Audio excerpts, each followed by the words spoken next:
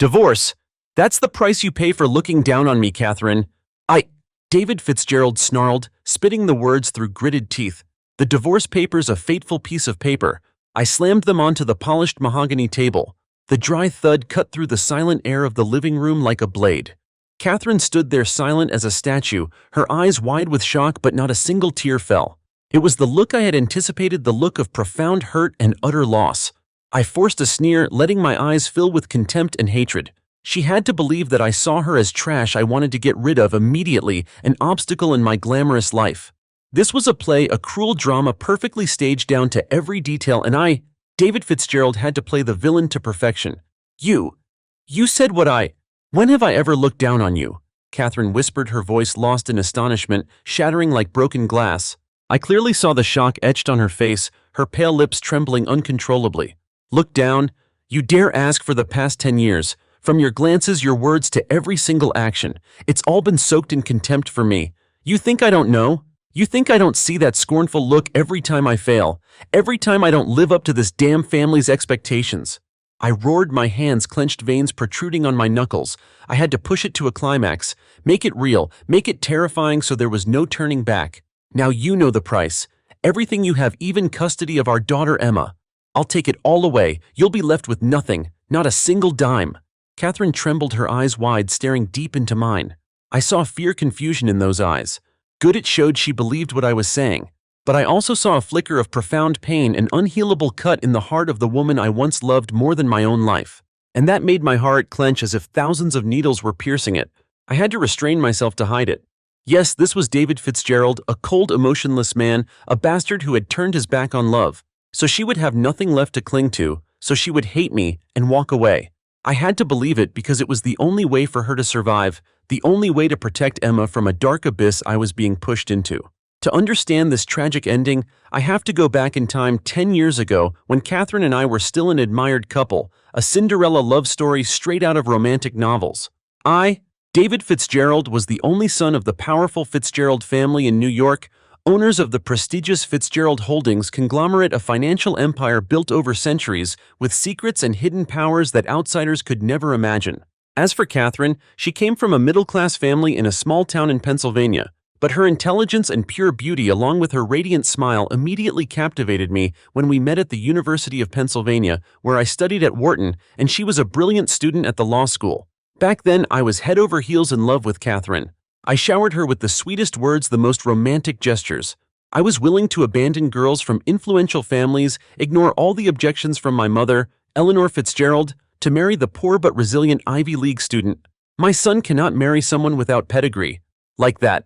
Eleanor snarled, her eyes sharp and full of contempt. She will disgrace the Fitzgerald name. But I defied all, believing in love, overcoming all obstacles, believing in vows made under the shimmering candlelight of Manhattan's most luxurious restaurants. Catherine, she believed it too. I knew it. Her eyes were pure, full of love. Those were the happiest days of my life, days when I believed that love could conquer all. However, married life, especially when stepping into an aristocratic family like the Fitzgeralds, wasn't always a fairy tale. It was a gilded cage where every gesture, every word was scrutinized. From the very first days Catherine became a daughter-in-law, I sensed the invisible pressure from my mother. Eleanor, a powerful, shrewd woman who always valued lineage, never spoke directly, but her eyes were always filled with scrutiny, judgment, as if Catherine was a low-quality item misplaced in the family's precious collection. She constantly reminded me of an heir's duty, of a wife's place to be content. I saw it and I hated it. I tried to protect Catherine, tried to help her assimilate. I knew how hard she tried to learn how to manage the mansion, participate in elite charity events, even learn about finance and business to be able to share with me. I loved Catherine for that sincerity and resilience. She was the only light in my world of pretense. Yet the first crack didn't come from the outside, but from within our own relationship. A crack I created unconsciously. I, inherently a talented and visionary man, wasn't given importance within my own family's corporation. My parents held me back. Every important decision had to go through them. They wanted me to become another version of themselves, someone who only obeyed orders, a puppet in their hands. This bred a subtle dissatisfaction within me, a toxin that grew, eroding my confidence and will. Catherine, as my wife, was always by my side, encouraging and comforting me. She advised me to learn patience, to prove myself, or to find my own path. She believed in me, I knew that. But somehow those sincere words of advice in my mind, which was being eroded by self-doubt and pressure, turned into contempt. I began to feel that Catherine didn't trust my abilities, that she saw me as a weak man unable to rise on my own. "Don't worry. I'll be fine," I said, but my tone carried irritation. "Don't always treat me like a child who needs protection, Catherine. You don't understand the burden I'm carrying." I heard myself say those words and I hated myself for it. I hated how I was pushing the woman I loved away. Day by day, small conflicts grew larger. When I failed a project I had poured my heart and soul into, a green technology project summarily rejected by my father for not having immediate profit and not fitting the nature of Fitzgerald Holdings, I became irritable and prone to outbursts. I drank more, came home later, and wallowed in my own disappointment. Catherine, wanting me to calm down, inadvertently said, "Don't be too disappointed. Anyway, you still have me and family. Money isn't everything, David." I looked at her coldly. "You don't understand, Catherine. How can you understand the feeling of a man scorned by his own family, looked down upon by others, just because he doesn't achieve what they call success as they wish? How can you understand when everyone looks at me like a failure, someone who only lives in the shadow of his parents?" I knew it wasn't fair to her. She didn't look down on me at all. I was the one looking down on myself. Our married life continued in growing misunderstanding and distance. I shared less and less with Catherine about my work, about the pressures I was under. I spent more time at social gatherings in the Hamptons, mysterious meetings Catherine couldn't know about. Conversely, Catherine gradually withdrew, trying to fulfill her role as a wife and mother, but I knew she was growing more isolated in the sprawling mansion. She gradually lost her radiant smile, replaced by eyes filled with sadness. I wondered, where had our old love gone? It was still there deep inside me, but I was trying to bury it, preparing for an inevitable separation. I began to deliberately show subtle changes in how I treated Catherine. I no longer cared about her simple preferences, no longer remembered anniversaries. I spoke to her in curt sentences with cold glances. I forced myself to look at her with an unfamiliar gaze, mixed with annoyance, as if she were a burden and obstacle. I knew I was deliberately destroying the respect between us so she would have no reason to cling to a toxic marriage. I wanted her to hate me, truly hate me, so she could leave without ever looking back. The culmination of the breakdown was when she discovered I had a secret bank account in Switzerland with a large sum of money and suspicious transactions. One afternoon, she found a bank statement I had carelessly left behind. Catherine's face went pale. She was terrified, but tried to remain calm to investigate. When she confronted me, I wasn't surprised, nor did I make excuses. I just looked at her with the utmost contempt. "Who do you think you are to investigate me? Do you think you're qualified to judge me? A woman who doesn't make money, who lives off her husband's family like you? How can you understand my world? I don't need you to manage my life." Catherine was hurt. I saw the pain in her eyes, and it was also a deep cut in my heart. "Do you think I'm a gold digger? For the past 10 years, I've tried my best for this family, for you. I gave up my dreams, gave up my beloved legal career to be your support. You promised you would always trust me. Give up, or just not capable enough to do anything besides being a rich man's wife," I sneered. "Even the simplest thing, trusting your husband, you can't do. You don't trust me, you scorn me, Catherine. You scorn the so-called love you preach. So let's end it." That fateful night, the divorce papers were already prepared, as if I had been waiting for this moment for a long time. In the American legal system, the division of assets and child custody in ultra-rich divorces is often very complex and unpredictable. Catherine knew that any explanation was useless. Respect had run dry, love was dead. All that remained was the contempt I was trying to pin on her and the profound pain I had to endure doing it. But the truth was different. The truth lay deep within a secret family meeting 3 months ago, right in my father, Mr. Richard Fitzgerald's office, a room where sunlight never reached. Father, a man of steel with eyes as sharp as razors, sat opposite me. My mother, Eleanor, sat beside him, her face cold like a marble statue. They had just received news from Geneva, Switzerland, news that according to them could shake Wall Street. "David," my father said, his voice deep, echoing through the room, "you know about your great-grandfather's trust fund, don't you? The Legacy Fitzgerald Fund?" Of course I knew. It was a massive fund established in the early 20th century, the foundation of the Fitzgerald family's wealth and power. Money was kept private, invested in the riskiest ventures, and only one person in each generation was allowed to manage it. It was absolute control. "I know," I replied, feeling an ominous premonition. "Last year you secretly withdrew a large sum of money from it to invest in your green energy startup project, didn't you? The Green Tech Solutions project?"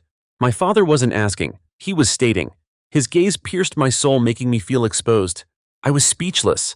I had tried to keep this secret from everyone, even Catherine. That project was my lifelong dream, the only thing I believed could help me escape the overwhelming shadow of my family. I wanted to prove myself, prove that I wasn't just a rich kid of Fitzgerald Holdings. That investment was a gamble, an all-or-nothing bet for freedom and recognition. I took a bit of a risk, I admitted, trying to remain calm. A risk? My mother cut in scornfully, each word like a knife. You broke the most important clause of the trust fund. Anyone who uses that fund for personal purposes without the consent of the family board of trustees will be disinherited and face legal consequences. Do you understand that, David? You've put the entire family in danger? My heart pounded, but I believe that project will succeed. It will bring huge profits, many times the amount I withdrew. I want to bring something good to the world. It doesn't matter if it succeeds or not. Your stupid recklessness has created a huge loophole. My father slammed his hand on the table, the sound reverberating through the room. The important thing is that you violated the rules. We've received an official notification from the trust's law firm, a firm we cannot control. They demand that you return the full amount within 6 months with huge penalty interest. Otherwise, you will be sued, all your assets will be frozen, and the Fitzgerald reputation will be destroyed. Not just you, but our entire family will be ruined. I was stunned. 6 months. How can I manage such a large amount of money in such a short time? My project needs time to develop. That's your problem, my mother said, her voice as cold as ice. However, there is a way. A single way to protect what remains. My eyes lit up. What way? You must divorce. Catherine, Eleanor said without hesitation, as if commanding a pawn. Immediately. I felt an electric current run down my spine, but not from shock, but from a chilling horror. What are you saying? Divorce? Why? That's right, my father continued, his eyes fixed on me, devoid of emotion. The problem is your partner in that green energy project, Green Tech Solutions of Andrew Hayes, is under FBI investigation for suspected money laundering and securities fraud. This has been monitored for a long time, and your case is just the last straw. A thunderbolt struck me. Andrew Hayes was my best friend from college and also the strategic partner in Green Tech Solutions. I trusted him implicitly, considered him a brother. No way, Andrew can't do that. He's an upright man. He would never get involved in such dirty things. We don't care if he's upright or not. My mother frowned, her tone firm. The problem is, if that investigation spreads and you are implicated as one of the major shareholders, all your assets, including any future inheritance from the trust fund, if you are allowed to keep it, will be frozen. You could even face jail time. More importantly, the Fitzgerald family reputation will be completely destroyed. Everything we've built will collapse. Do you understand, David? You will drag this entire family to hell. My father stood up, walked to the window, looking out at the New York skyline where our towering skyscrapers proudly stood. For the safety of the family, for the future of Fitzgerald Holdings, we need a shield. Catherine and your daughter Emma must be completely outside this spiral. They must be protected at all costs. But what does divorce have to do with it? I asked, my mind reeling, trying to grasp every piece of information. If you divorce Catherine before the matter breaks out, all your legal assets, including a large portion of the green tech investment, since it's communal property in marriage, will be transparently divided in the divorce. Catherine will receive a large portion, and those assets will be considered her separate property, no longer associated with you or Fitzgerald Holdings. Then if you are investigated or even arrested, Catherine's assets will be safe. Little Emma will also be protected, living a clean life. My father explained, his voice devoid of emotion, like a general giving strategic orders. In addition, we need to create a convincing reason for the public to believe in this divorce. A bitter, contentious divorce where you appear to hate Catherine will help sever all her ties with your troubles. Public opinion will only focus on your emotional breakdown, and no one will suspect the underlying financial litigation. I was speechless. A play. A cruel play where I had to personally destroy my family, destroy the heart of the woman I loved to protect her. But what will Catherine think? She'll hate me. She'll be in extreme pain. That's the price you have to pay. My mother said, her eyes as cold as an eternal block of ice. Her hatred will protect her from far greater dangers. You have to make her believe you're a bastard, that you're not worthy of her. Only then can she definitively leave. I understood now. The Swiss account wasn't proof of deception, but the money I withdrew to invest in green tech, the money that had put me into a spiral of guilt. And that was also the trap that I and possibly Andrew Hayes had unknowingly fallen into. I had to divorce Catherine, push her away so she wouldn't be stained by the legal troubles that could drown me. I had to become a terrible person in her eyes so she could bravely walk away unburdened. It was the only way to protect Emma. The harsh words I had spoken to Catherine weren't contempt, but each was a knife piercing my own heart. Every word of contempt I uttered was a plea for her to leave to forget me. I didn't believe I was a gold digger, nor did I believe she was a leech. I knew how much she had sacrificed. I just wished she could understand this truth. The divorce battle lasted longer than I expected, turning into a fierce fight over assets. Catherine, with the inherent resilience of a woman who had been independent since childhood, didn't give up easily. She hired a top lawyer, Sarah Chen, a fox of family law in New York, known for her ability to dig up every piece of information from elite divorce cases. Sarah continuously demanded that I disclose all my assets, including the Swiss account. That was exactly what I wanted, for that money to be publicly known and legally transferred to Catherine's name. I thought everything was going according to plan. During a tense hearing, as I tried to maintain a cold demeanor, Sarah Chen unexpectedly presented new evidence. Your Honor, we have discovered that at the time my client Catherine Fitzgerald was pregnant with their only daughter Emma. Mr. David Fitzgerald secretly signed a large investment contract with an offshore investment fund based in Panama, not Green Tech Solutions as he declared. And here is the notarized copy.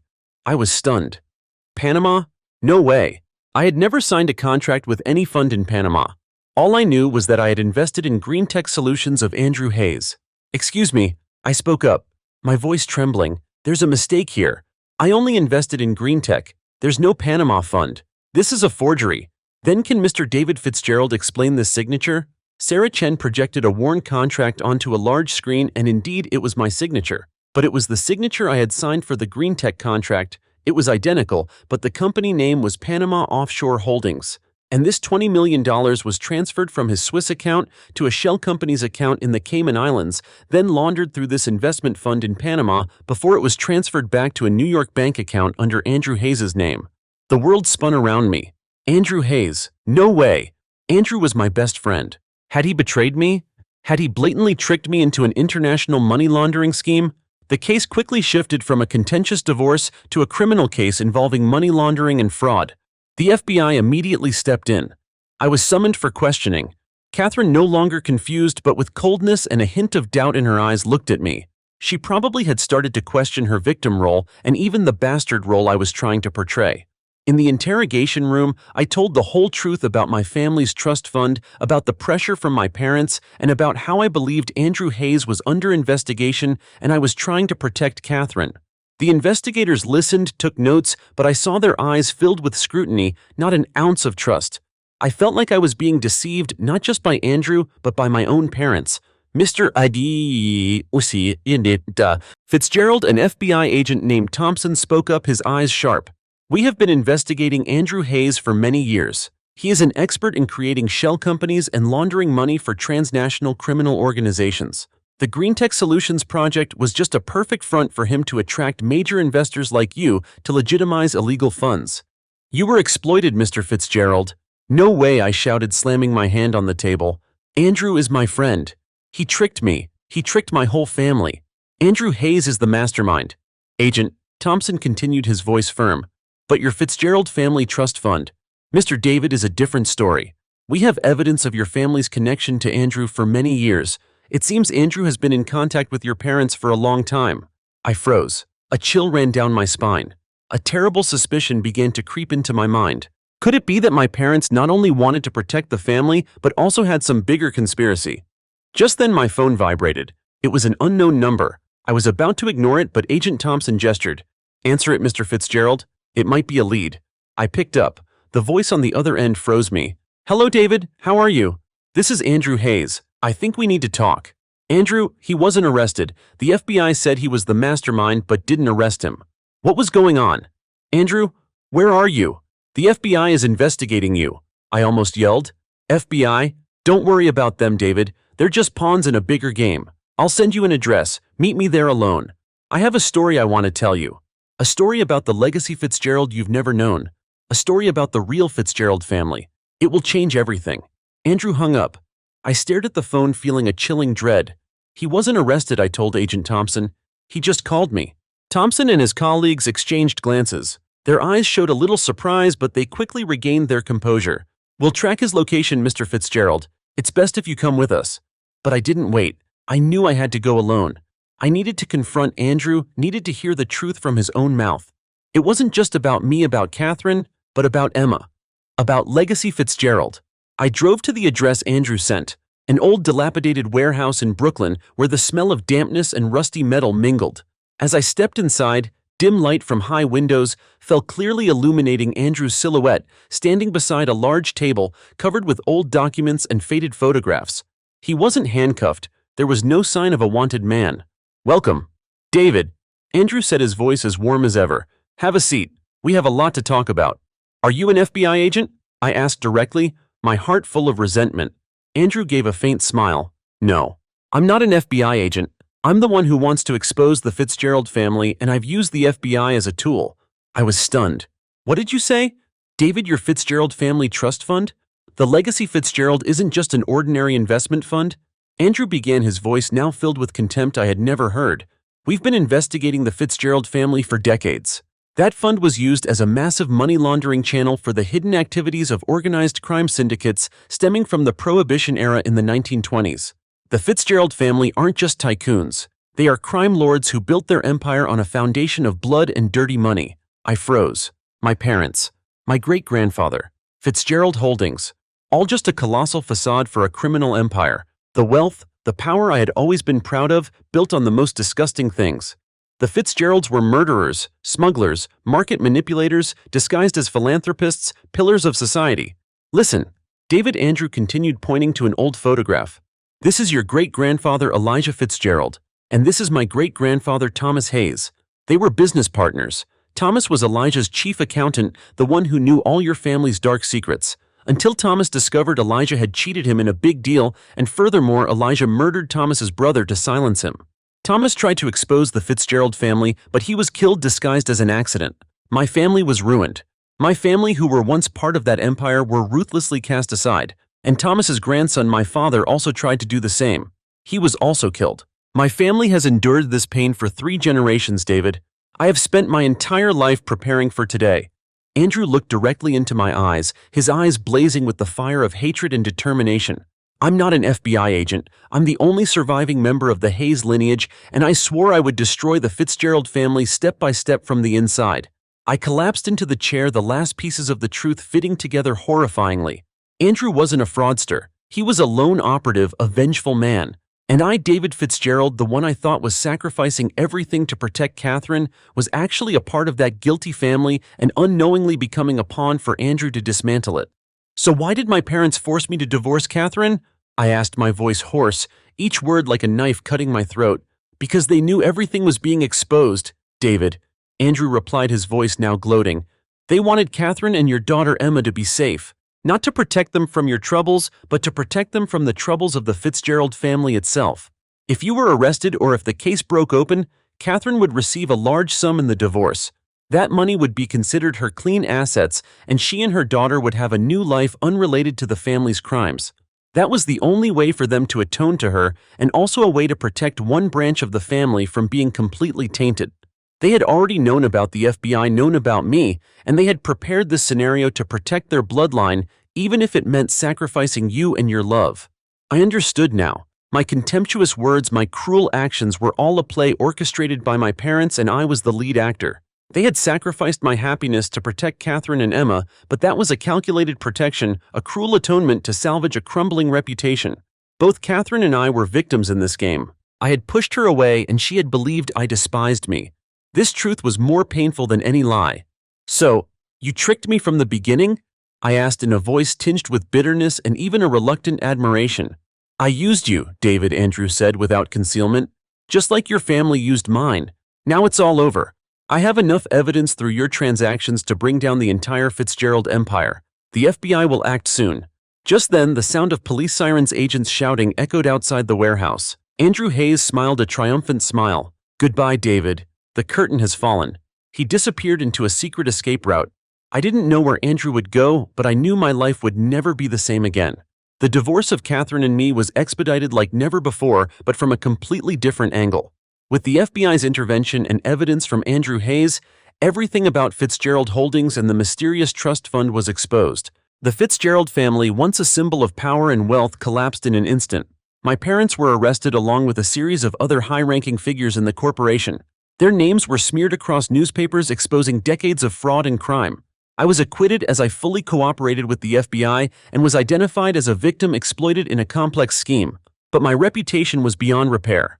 I became the traitor in the eyes of the few remaining family members and the duped fool in the eyes of the public. Catherine, in the final hearing, received a substantial settlement from the divorce. Sarah Chen, her lawyer, had helped her protect every right, absolutely even more than my parents had wanted for her.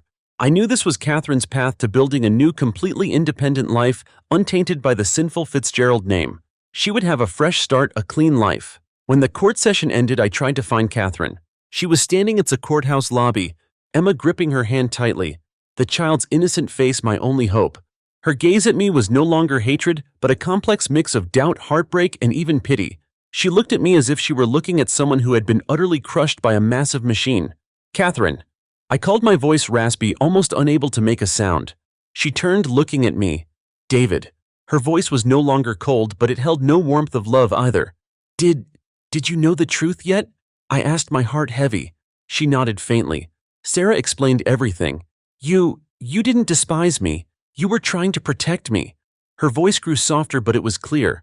"But why didn't you tell me? Why didn't you trust me? You know what I'm capable of, don't you? I'm a lawyer, David. I could have helped you. Why did you hurt me so much?" I looked at her, then at Emma clinging to her mother's leg. "I couldn't. It was the only way. My parents, they wanted me to. They wanted you safe." I paused, swallowing hard each word in agonizing torment. "I'm sorry, Catherine. I hurt you. I pushed you away. I personally destroyed everything between us." Catherine was silent for a moment, then gently shook her head, tears streaming down her cheeks. "It's not your fault. I understand now. I understand what you had to endure. But David, we're not us anymore. I can't go back. Everything is too broken." I knew that. I didn't expect her to return. Our marriage had been shattered by the dark secrets and lies of the Fitzgerald family, by my own agonizing choice, and by Andrew's vengeful plot. I only wanted her to know the truth so she wouldn't have to live in hatred. "Emma, she'll be with you. I want her to be safe, to live a peaceful life untainted by the shadow of the Fitzgeralds," I said, my voice choked with emotion. Catherine nodded, her eyes full of complex emotions as she looked at me. "I know, and I will do that." She hugged Emma tightly as if to shield her from all the darkness I had just endured. "Thank you, David, for everything. Goodbye." And that was the last time I spoke to Catherine as a husband. She turned and walked away, taking Emma, taking a part of my heart, and embarking on an entirely new future. I remained alone, facing the smoldering ruins of my family, with a ruined reputation and a life completely stripped bare, yet not in prison. I had lost everything: my family, my career, my love, and even my faith in the Fitzgerald name. But I had saved Catherine and Emma. That was the only thing left that truly mattered. I started over from zero, burdened by an enormous debt from civil lawsuits. I was no longer David Fitzgerald of Fitzgerald Holdings. I was just David, a man who had lost everything because of a horrifying secret, a pawn in fate's life-or-death chess game. My life is a tragic and heroic epic of sacrifice and deceit. I had meticulously crafted a perfect play only to become its greatest victim. The contempt I had sown for Catherine was poison for both of us, but it was a necessary poison to free her from the true venom of my family. I know that from here, every step I take will be a battle, but I will not collapse. I will live to prove that even from the ashes, a new future can bloom, a life untainted by the sins of the past. David and Catherine's marriage, shattered not from a loss of love, but because of the dark secrets of a powerful dynasty and a centuries-long vendetta. David chose to become the villain in the eyes of the woman he loved, to protect her from an even more horrifying truth. But this very choice plunged him into an inescapable personal tragedy. This story is a testament that sometimes the most brutal actions stem from the deepest love. And sometimes, to protect those you love, you must accept becoming the one they despise. What are your thoughts on David and Catherine's story?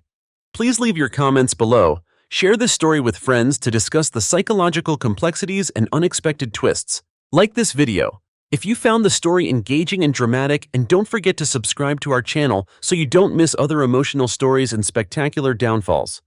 Thank you for listening. See you in the next videos. Goodbye.